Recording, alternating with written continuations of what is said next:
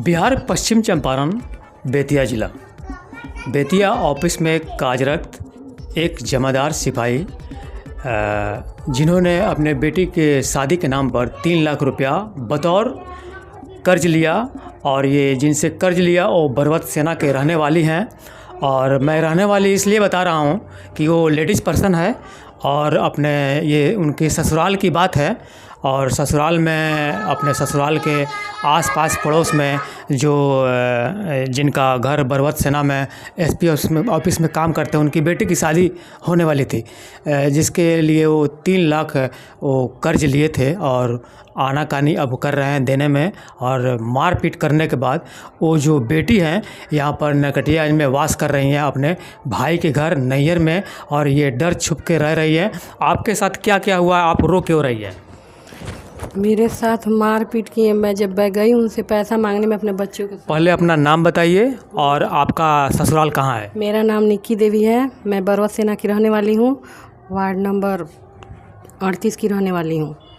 जमादार ठाकुर को मैं उनकी बेटी की शादी में उनसे मेरे घर में घरेलू संबंध था। जमादार ठाकुर कौन है, क्या करते हैं, कहाँ काम करते हैं? जमादार ठाकुर एसपी ऑफिस में होमगार्ड के काम करते हैं। तो बोले कि मेरी बेटी की शादी करना, आपको बेटी नहीं है, हमको पैसा दीजिए, मैं आपको लौटा दूंगा। देखिए यहाँ पर बेटी नहीं है बोलकर जमादार जो हैं वो एसपी ऑफिस में काम करते हैं, बेटी नहीं है और बेटी के नाम पर वो अपने शादी के नाम पर 3 लाख रुपया लिए। और आगे की कहानी हम सुनते हैं। और उसके बाद क्या हुआ? उसके बाद बोले कि आपको बेटी नहीं है, मेरी बेटी है, दे दीजिए, मैं आपको पैसा बाद में दे दूँगा। इस बात को 3-4 साल हो गए हैं। बोले दे दूंगा। उसके बाद धीरे झगड़ा करने लगे मांगने पे। पैसा जब आप दी 3 लाख रुपया तो किस तरह से दी? कोई कागज़ बना था? हाँ, स्टाम्प बना था। वो स्टाम्प बनाए थे ना? हाँ, वो तो बोले कि ऐसे ही रहने दीजिए। मैं भी भरोसे पे दे रही थी। मेरे बच्चे बोले मेरा भाई है, मेरा भाई बोला कि ना स्टाम्प ले लो, कब कल को कौन कोई बदल जाए। तो स्टाम्प लिए हम लोग, और अब कहते हैं नहीं देंगे, हम दे दिए हैं पैसा। अभी जीवन इनका कष्ट में चल रहा है और ये नैहर में वास कर रही हैं। और ये जो बता रही हैं कि नैहर में ये डर छुप के रह रही हैं, उस एसपी ऑफिस में कार्यरत होने की वजह से वो डरा रहे हैं, धमका रहे हैं। उनका नाम जयराम ठाकुर है ना? जमादार ठाकुर। वो एसपी ऑफिस में अभी भी कार्यरत है? अभी भी कार्यरत हैं। बोलते हैं, उनसे फ़ोन करते हैं तो बोलते हैं मैं क्राइम मीटिंग में व्यस्त हूँ, अभी फ़ोन रखो। घर पे जाने में मेरे लड़के जाते हैं घर पे तो बोलते हैं कि नहीं जाओ, भागो यहाँ से, पैसा मैं नहीं दूंगा, दरवाज़ा बंद कर लेते हैं। ये पैसा देने वाली हैं इनके भाई हैं और विस्तृत रूप से हम इनसे जानकारी लेते हैं। आपका शुभ नाम क्या है और आप नकटिया में जो आपका घर है, आपकी बहन आपके यहाँ वास कर रही हैं और डर के मारे जो एसपी ऑफिस में काम करते हैं, ये अपना पैसा खुद दिए हैं और मांगने जाने पर इनको मारपीट भी किया जा रहा है। तो क्या कुछ हुआ है कार्रवाई के नाम पर? कहाँ आप आगे बढ़े हैं और क्या करना चाह रहे हैं आगे? मेरा नाम राजेश कुमार हुआ। मैं नरकटिया शांति नगर से बिलोंग करता हूँ, 1 नंबर वार्ड से। पैसा देने के नाम पर हम लोग गए, उनके दरवाजे पे पैसा दिए। हम उनको मना कर रहे थे कि नहीं दीजिए, लेकिन वो पुराना हवाला दे करके गांव के नाते पे पैसा ले लिए कि बेटी की शादी करनी है, दे देंगे। और उसके बाद में ये अपना कोचला धन वगैरह जो भी थी बच्चे की पढ़ाई के लिए रखी हुई थी, ये पैसा अपना दे दी उनको। 2019 में पैसा लिए, आज तक वो पैसा रिटर्न नहीं किए हैं।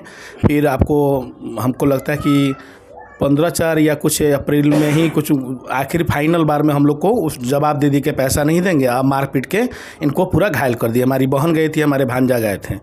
उसके बाद में कि तुमको जहाँ जाना वहाँ पे जाओ, साहब का एगो फ़ोन जाएगा, सब रफा दफा हो जाएगा। तुमको पता नहीं है कि एसपी साहब के ऑफिस में हम रहते हैं। उन्हीं का धौंस दिखा करके ये डराते धमकाते हैं, कहते हैं तुमको झूठा मुकदमा फंसा देंगे और तुमको कोई आगे पीछे रोकने वाला नहीं होगा, ना कोई बचाने वाला होगा। हमारा पहुँच ऊपर तक है। इसके जवाब में मैं जो थाने पर गया, तो थाने पर जाने के बाद मैंने अपना स्टाम्प पेपर दिखाया। अपने हमारे केस के आयु हैं राजीव शर्मा जी, तो मुफस्सिल थाने के, तो उनको दिखाया तो बोले कि जमादार ठाकुर अब चल के नहीं, वो दौड़ के पैसा देगा। और उसके बाद में हम लोग, आप मुफस्सिल थाना में केस किए हैं? जी, मुफस्सिल थाना में हम लोग केस किए हैं। 117 कांड संख्या शायद है, 117 है। और उसके बाद में फिर पैसा नहीं दिया जा रहा है और तरह तरह की धमकियाँ मिल रही है। बयान देने हम लोग गए थे वादनी को लेकर के, बहन को लेकर। केस किए तो क्या हुआ? केस में कुछ लाभ आपको हुआ, फ़ायदा मिल रहा है? अभी क्या स्थिति है? अभी कोई फ़ायदा नहीं है। कार्रवाई शून्य है। कहने का मतलब है कि हम डीजीपी साहब पटना वहाँ पे फ़ोन किए हैं, उनसे उनके पीए से बात की हैं। उन्होंने बोला कि आपके पास जो भी डॉक्यूमेंट्स है आप डाल दीजिए मेरे मोबाइल व्हाट्सएप पे, मैं कार्रवाई करूँगा।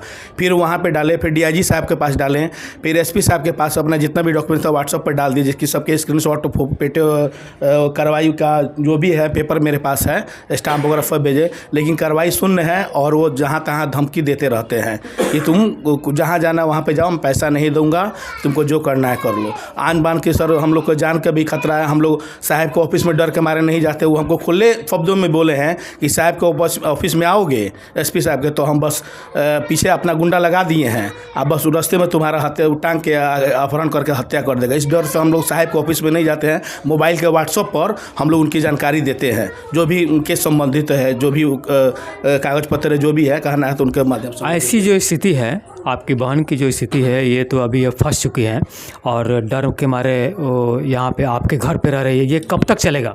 और पता नहीं कब तक चलेगा। कार्रवाई के नाम पर शून्य चल रहा है, हमको धमकी मिल रहा है, इनको भी धमकी मिल रहा है। डर के मारे अपने गांव में जाती नहीं है और गांव में नहीं जाती है। कोई भी तरह का कोई फाइनल डिसीजन मिलता है, जबकि मैं बड़े बड़े अधिकारियों के पास गया, वहाँ पे सब कुछ अपना कहा, लेकिन कार्रवाई शून्य है। और उनकी है कि कब हमारी बहन का जान मान के खतरा हो जाए, मेरे भांजे का हो जाए। मैं हमेशा बेतिया अपना बिजनेस के मामला पे या कोर्ट कचहरी के मामला पे मैं जो भी जाता हूँ, हमको भी डर रहता है कि कहीं हमारे साथ कोई अप्रिय घटना ना घटवा दे जमदा ठाकुर जी।